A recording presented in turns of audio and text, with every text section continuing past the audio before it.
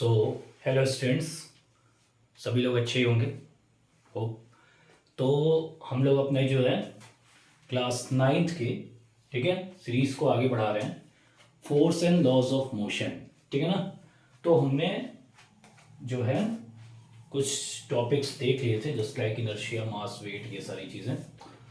आज हम लोग बहुत ही बेस्ट, ठीक है, मतलब one of the best laws कह सकते हो मोशन के, ठीक है ना, या फिर ये कह सकते हो कि न्यूटन साहब के 3 लॉज, ठीक है, जो बच्चे बच्चे को पता होना चाहिए, ठीक है। भले ही आपने अगर पढ़ाई की है और अगर आपको Newton's first law, second law, third law नहीं पता है, तो आई थिंक उससे बुरा कुछ भी नहीं हो सकता। और उससे भी ज़्यादा बुरा क्या है कि भाई ऐसे कौन से टीचर ने आपको फिजिक्स पढ़ाया कि आपको न्यूटन्स के तीनों लॉ नहीं क्लियर हुए, ठीक है। तो ये शिक्षक पे ज़्यादा जाता है, मैं शिक्षक गण को ज़्यादा बोलूँगा कि अगर बच्चे को अगर Newton first law, second law, third law नहीं आ रहा है, ठीक है ना, तो भाई दिक्कत तो है।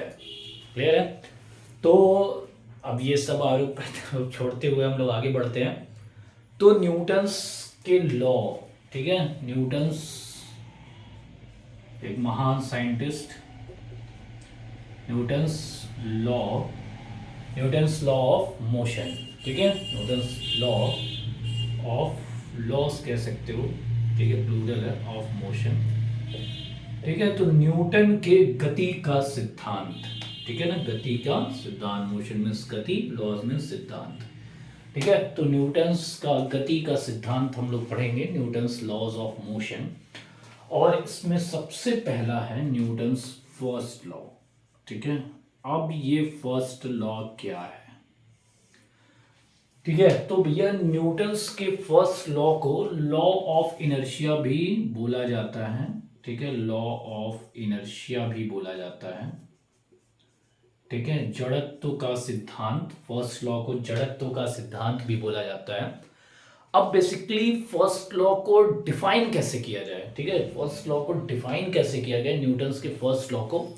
तो इसमें यह कहा गया कि भैया अगर कोई वस्तु है, ठीक है, एनी ऑब्जेक्ट इज देयर, ठीक है, और वो वस्तु गति में है, मोशन में है, ठीक है ना, तो वो मोशन में ही रहेगी, ठीक है। और अगर वस्तु रेस्ट पे है या विराम अवस्था में है, तो वो विराम अवस्था में ही रहेगी, ठीक है। या फिर अगर कोई वस्तु, ठीक है, ईस्ट के यानी पूरब की दिशा में चल रही है या फिर किसी एक दिशा में चल रही है, तो वो उस दिशा में ही मूव करेगी, ठीक है, जब तक उस पे कोई बाह्य बल या एक्सटर्नल फोर्स ना लगाया जाए, ठीक।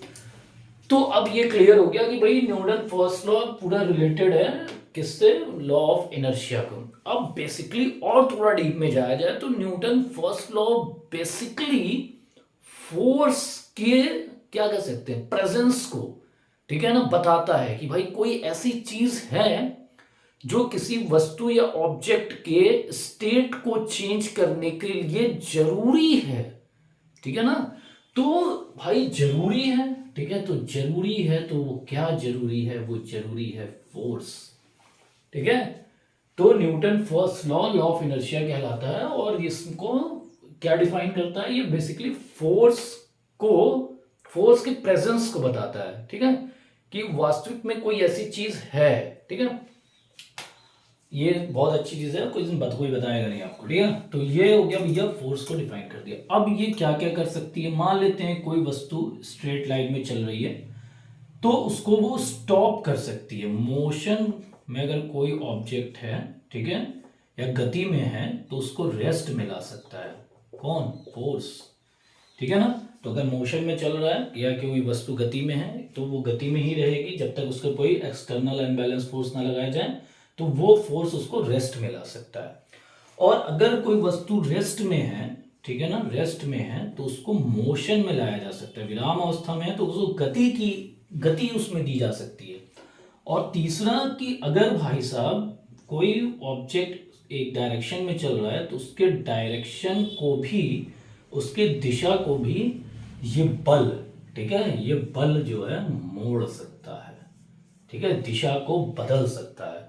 ठीक है ना, तो दिशा को बदल सकता है। ठीक है, इसी तरह से जो है न्यूटन्स के फर्स्ट लॉ को डिफाइन किया गया। तो अब अगर आता है न्यूटन फर्स्ट लॉ डिफाइन करने के लिए, तो हम साधारण भाषा में बोलेंगे, according to Newton first law of motion a body continues to be in a state of rest और state of uniform motion along a straight line unless some unbalanced force can be applied on that object. यानी कि कोई वस्तु अगर विराम अवस्था में है या गति की अवस्था में है तो वो अपने उस अवस्था का पालन करती रहेगी जब तक उस पर कोई बाह्य बल ना लगाया जाए।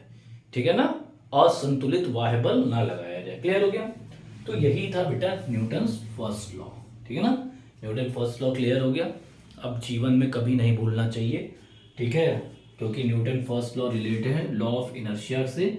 और ये जो इनर्शिया का कॉन्सेप्ट बेसिकली दिया गया था, ये हमारे महान वैज्ञानिक गैलीलीस के द्वारा दिया गया था, या ये कह सकते हो गैलीलियो के एक्सपेरिमेंट से ही न्यूटन साहब ने फर्स्ट लॉ दिया, उसी से लॉ ऑफ इनर्शिया निकला। ठीक है ना, ये ज़्यादा बढ़िया साइकिल है। क्लियर हो गया? अब हम चलते हैं नेक्स्ट सेकंड लॉ की ओर।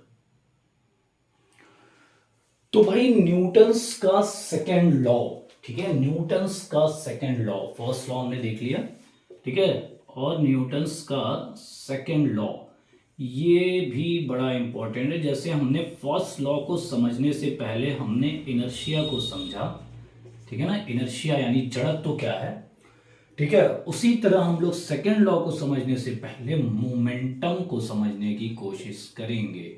मोमेंटम यानी संवेग, ठीक है, संवेग, ठीक, संवेग को समझने की कोशिश करेंगे। अब देखो, मोमेंटम एक बड़ा ही बेहतरीन टॉपिक है, एक बड़ा ही अच्छा सा टॉपिक है, और इसमें जनरली किसी से पूछा जाता है तो कोई बताता है भाई मोमेंटम जो होता है उसको p से डिनोट करते हैं और p is equal to m into V होता है। ठीक है ना, तो ये p हो गया मोमेंटम, ये मास हो गया, ये वेलोसिटी हो गया। ठीक है ना, ठीक, ये तीर वेक्टर क्वांटिटी को दिखाता है। अभी हम लोग 11th की क्लासेस जब मैं लेना शुरू करूंगा, ठीक है, तब मैं आपको स्केलर वेक्टर पूरा डिटेल में बताऊंगा। क्लियर है? तो मोमेंटम, अब समझना मोमेंटम को, ठीक है। अब क्या है कि भाई मान लेते हैं एक बुलेट है, बुलेट मतलब एक गन की बुलेट है, गोली है, गोली। अब इस गोली को, ठीक है ना, मैं 20 या फिर 2 मीटर पर सेकेंड से, ठीक है, फेंक दिया किसी ऑब्जेक्ट के ऊपर। मान लेते आप बैठे हुए हैं और मैंने जो है बंदूक की गोली थी जो कि 40 ग्राम कर लो, 40 ग्राम की बुलेट थी, और मैंने उसको हाथ से फेंक दिया। तो आप क्या करेंगे, आप उसको कैच कर लेंगे, ठीक है ना, या फिर हो सकता है आप हट जाए, ठीक है ना। तो मैंने जैसे ही उस बुलेट को फेंका, आप उस बुलेट को कैच कर लिया, जैसे मैंने फेंका कैच कर लिया। क्लियर है? क्लियर है? अब इसी बुलेट को मैं पिस्टल से या रिवॉल्वर से फायर कर दिया, ठीक है, रिवॉल्वर से फायर कर दिया, पुष्पा फायर है, ठीक है ना। तो वही हमने फायर कर दिया। तो जैसे ही फायर किया, ठीक है, तो इसकी स्पीड बहुत बढ़ जाएगी, वेलोसिटी बहुत बढ़ जाएगी, 200 मीटर पर सेकेंड या उससे भी ज़्यादा हो सकती है। तब क्या हुआ भाई, तब आप कैच नहीं कर पाएंगे, you are not a Rajinikanth, अब रजनीकांत नहीं है, आप उसको कैच नहीं कर पाएंगे। तब क्या होगा भाई, वो गोली आपके सीने को चीरते हुए निकल जाएगी। तो भैया ये गोली इस व्यक्ति को क्या कर देगी, इसके स्टेट को बदल देगी, यानी कि अभी ये जीवित है और इसके बाद ये मृत्यु को प्राप्त हो जाएगा, ठीक है ना, डेथ हो जाएगा, या फिर हो सकता है बच भी जाए, ठीक है ना। तो ये मेरा कंसेंट नहीं है, मेरा कंसेंट ये है कि सेम बुलेट डिफरेंट वेलोसिटीज पे डिफरेंट इफेक्ट डाल रहा है, समझ रहे हो।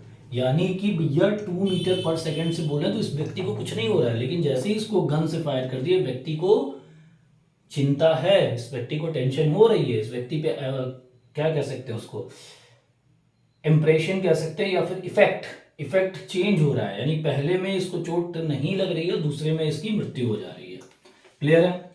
अब समझना, ठीक है, यहाँ पे हमने क्या था, मास को हमने सेम रखा था लेकिन वेलोसिटी को चेंज किया था। अब मान लेते हैं एक पत्थर है जो 5 kg का है, ठीक है ना, इसको मैंने, ठीक है, 2 किलोमीटर पर आवर से फेंक दिया, 5 नहीं कर लो, ठीक है, 1 kg कर लो, ठीक है, तो फेंक दिया, तो वो मान लीजिए आपके ऊपर मैंने 5 kg का पत्थर फेंक दिया, ठीक है ना, कितने से, 2 किलोमीटर पर आवर से।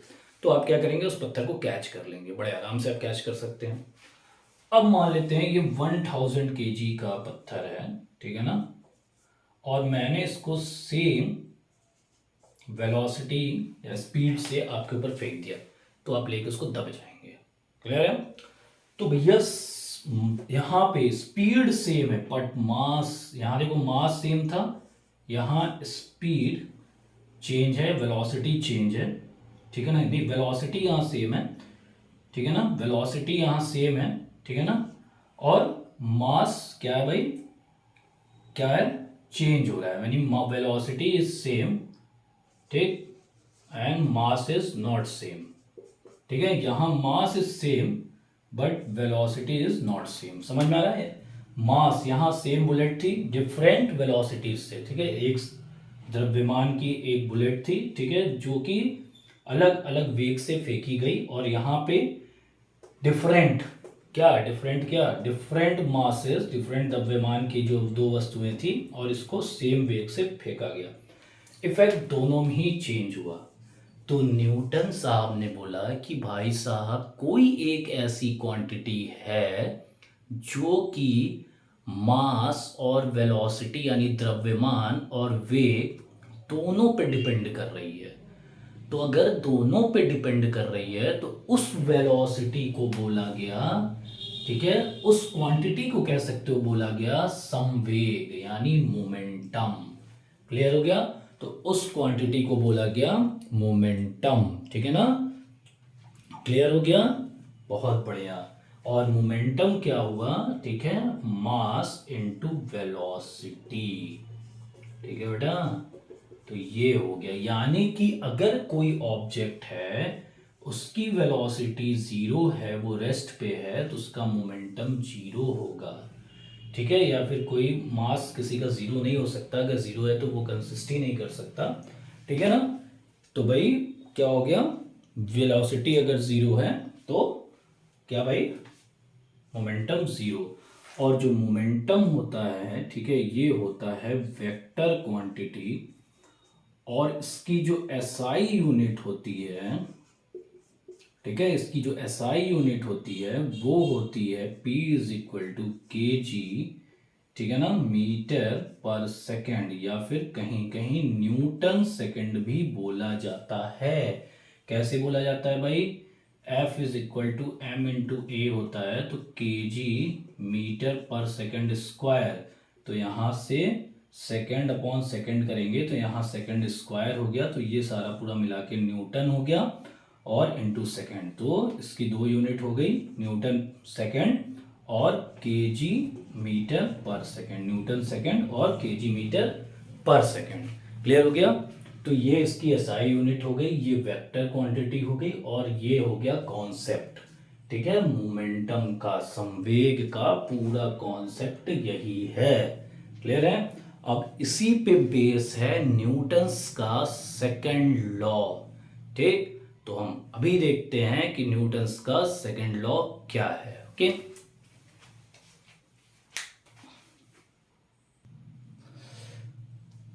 तो भाई न्यूटन्स का सेकंड लॉ, ठीक है, न्यूटन्स का सेकंड लॉ बहुत ही बेहतरीन लॉ है, ठीक है। अब देखो इसको समझने की कोशिश करना, ठीक है, मान लेते हैं एक कार है, ठीक है, और वो बंद पड़ी हुई है, ठीक है ना, बैटरी उसकी डेड है, और हम इस पे चाबी घुमाए जा रहे हैं, नहीं स्टार्ट हुआ। अब कोई व्यक्ति आया या दो व्यक्ति आए और ये इस कार को धक्का दे दिया, तो जैसे ही कार को धक्का देंगे थोड़ी देर डुगराने के बाद ये स्टार्ट हो गई, ये स्टार्ट हो गई, तो इन्होंने क्या लगाया, फोर्स, और चेंज क्या हुआ, मोमेंटम,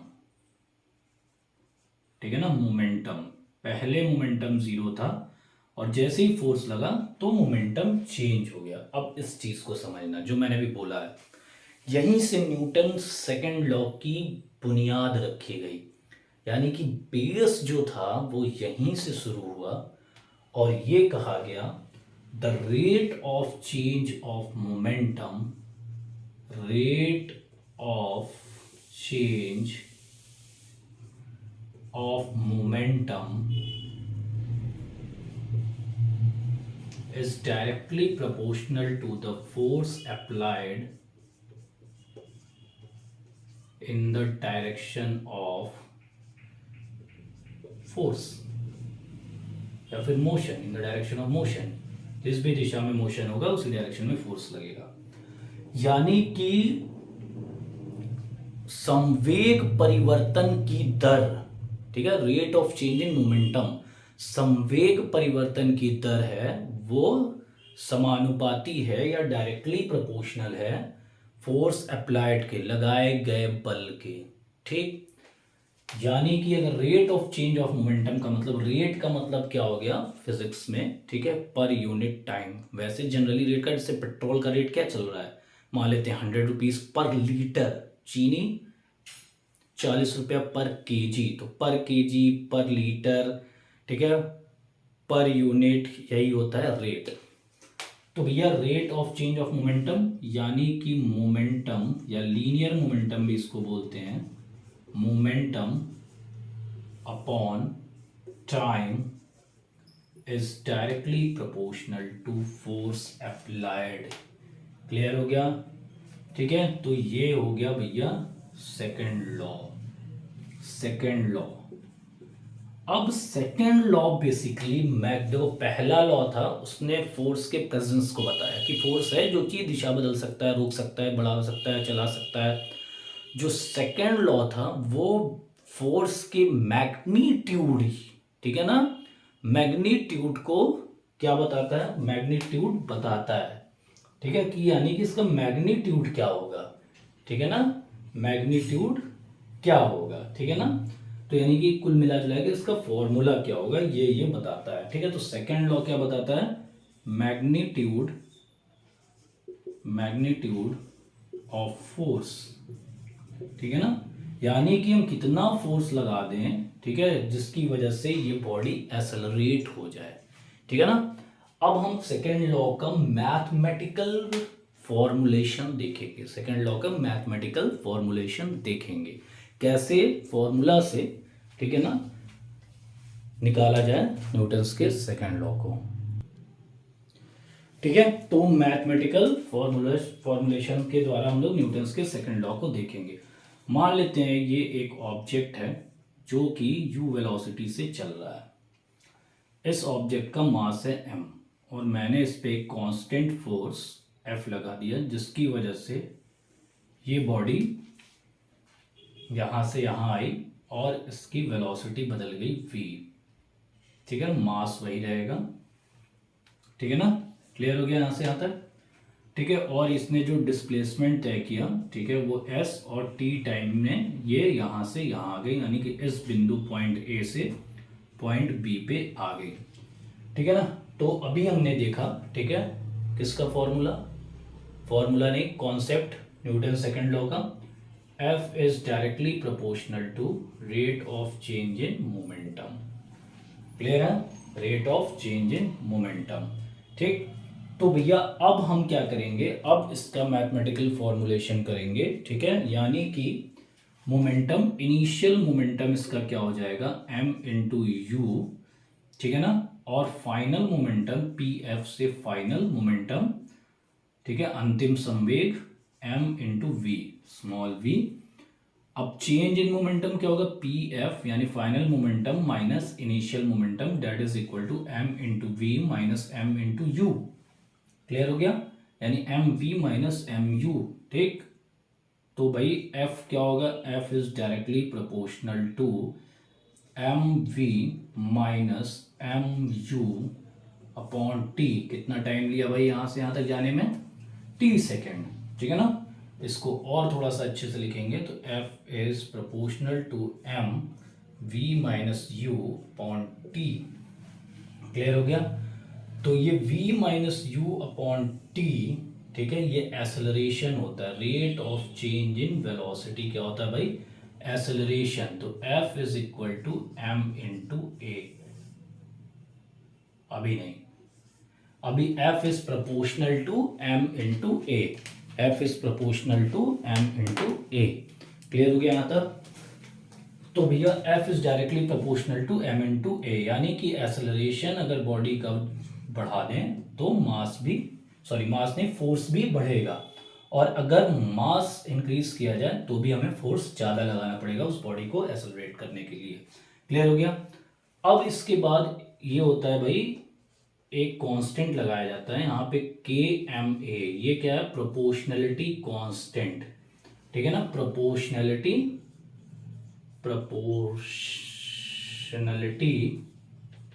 कांस्टेंट, और k की वैल्यू होती है 1। अब जो मुद्दा है, k की वैल्यू 1 क्यों होती है, ठीक है ना। कांस्टेंट की वैल्यू जब हम लोग ग्रेविटेशन में देखे थे तो कैपिटल G ग्रेविटेशनल कांस्टेंट आया था, या फिर प्रोपोर्शनल कांस्टेंट आया था, ठीक है, बाद में उसको बोला गया यूनिवर्सल ग्रेविटेशनल कांस्टेंट। तो भैया इसकी वैल्यू आपकी 1 क्यों, 1 क्यों?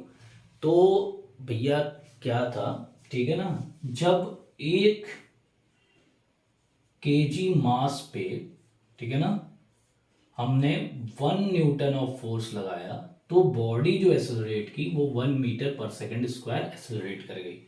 तो यहाँ से अगर 1 न्यूटन करते हैं, ऐसा सेट किया गया, ठीक है, और मास 1 kg करते हैं और एसेलरेशन 1 मीटर पर सेकंड स्क्वायर करते हैं, तो यहाँ से k की वैल्यू हो गई 1, ठीक है।